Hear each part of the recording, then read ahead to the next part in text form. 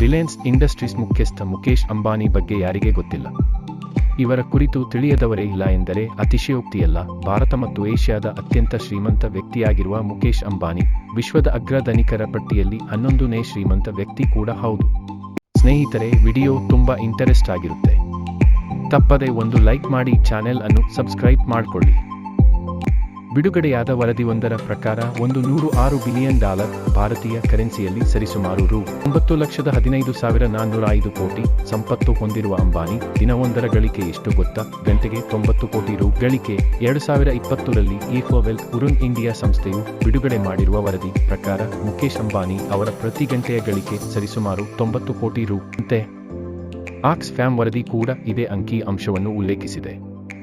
Lockdown ಹಾಗೂ ಕೊರೋನಾದಂತಹ ಸಂದಿಗ್ಧ ಸಮಯದಲ್ಲೂ ಇದೇ ರೀತಿಯ ಆರ್ಥಿಕ ಸ್ಥಿತಿಗತಿ ಹೊಂದಿದ್ದರು ಅನ್ನೋದು ಇಲ್ಲಿ ಗಮನಿಸಬೇಕಾದ ಸಂಗತಿ.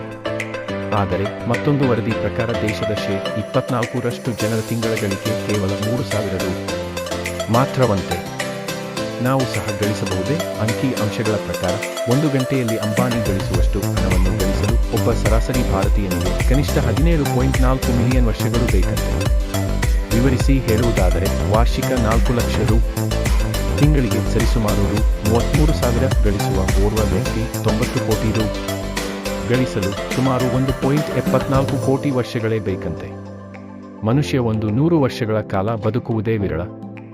ಲಕ್ಷಾಂತರ ವರ್ಷಗಳ ಕಾಲ ದುಡಿದು ಯಾರಾದರೂ ಹಾಗೆ ಹಣ ಗಳಿಸಲು ಸಾಧ್ಯವೇ?